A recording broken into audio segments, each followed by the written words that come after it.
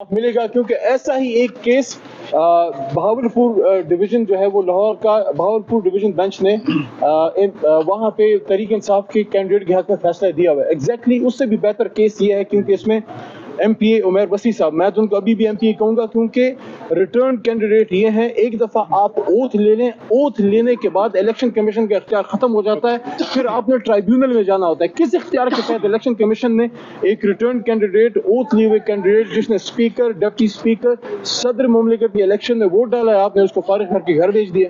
تو بہت زیادتی ہے. لیکن ہمیں امید ہے انشاءاللہ اسلام آباد ہائی کورٹ سے ہمیں تحریک انصاف کو، عمیر وسیع صاحب کو انشاءاللہ انصاف ملے گا.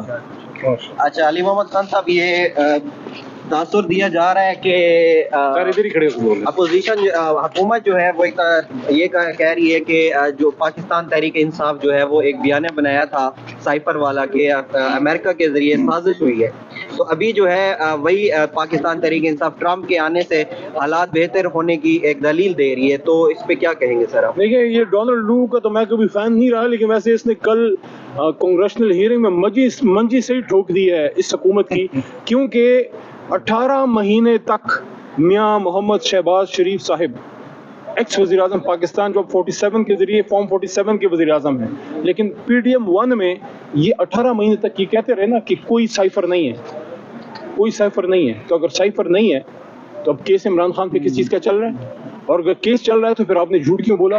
کیا جھوٹ بولنے پہ 62-63 شہباز شریف صاحب پہ اور ان کی حکومت پہ نہیں لگنا چاہیے؟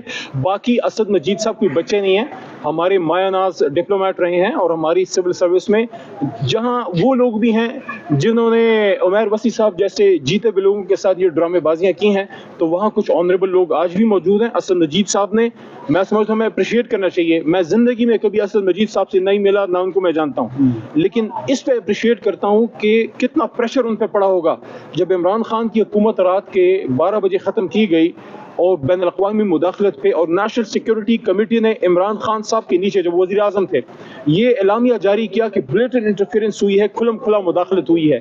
تو اس کی توثیق شہباز شریف صاحب جب وزیر اعظم تھے اس نیشنل سیکیورٹی کمیٹی نے بھی کی. اب آپ سوچئے کہ اسد مجید صاحب پہ، شہباز شریف صاحب کی وزارت عظمیٰ میں کتنا پریشر پڑا ہوگا اس بیوروکریٹ پہ، اس ڈپلومیٹ پہ. تو اگر انہوں نے یہ بات کی کہ بلیٹنٹ انٹرفیئرنس ہوئی ہے، تو میں پاکستان کی حکومت سے، ارباب اقتدار سے ایک سوال پوچھنے کی جسارت کر سکتا ہوں، آپ نے پھر کس بنیاد پہ ڈیمارچ کیا امریکہ کے سفیر کو بلا کے اگر سائفر موجود نہیں تھا؟ اور اگر سائفر موجود تھا اور آپ نے ڈیمارچ کیا اور بین الاقوامی مداخلت ہوئی، اور ڈونلڈ لو جیسے ایک شخص کو یہ ہمت ہوئی کہ پاکستان جو نیوکلیر اسلامک اسٹیٹ ہے اس کے وزیر اعظم کو تڑی لگائے کہ یا تو آپ اس کو اتاریں، اگر اتاریں گے تو ہم تمہیں معاف کر دیں گے، we'll forgive you، اور اگر نہیں آپ اتاریں گے تو آپ کو سیویئر کنسیکوینسز کا سامنا کرنا پڑے گا. میرے خیال میں تو ہم سن 47 میں آزاد ہو گئے تھے. یہ کس نے ہماری سوورنٹی ان طاقتوں کے پاس گروی رکھی ہے؟ یہی وہ نقطہ ہے جس پہ عمران خان پابند سلاسل ہے، کیونکہ وہ مرد حر ہے، اور وہ کہتا ہے کہ کہتا ہوں وہی بات سمجھتا ہوں جسے حق میں زہر حل کو کبھی کہہ نہ سکا قند، اپنے بھی خفا مجھ سے ہیں بیگانے بھی نہ خوش. سر، سزا کے خلاف اپیلیں چل رہی ہیں، کب تک فیصلہ آنے کا امکان ہے؟ بہت جلد انشاءاللہ. ہمارے وکلاء نے تو عید الفطر سے پہلے کی بات کی ہے. میری دعا ہے کہ ان کی بات سے اللہ تعالیٰ ان کی گفتگو میں برکت ڈالے، اور عمران خان صاحب عید الفطر سے پہلے وہ نکلیں اور بنی گالا یا زمان پارک میں ہمارے ساتھ جو ہے وہ بیٹھے ہوں. بنی گالا ہو تو بہتر ہے، کیونکہ بنی گالا خان صاحب کو راس ہے.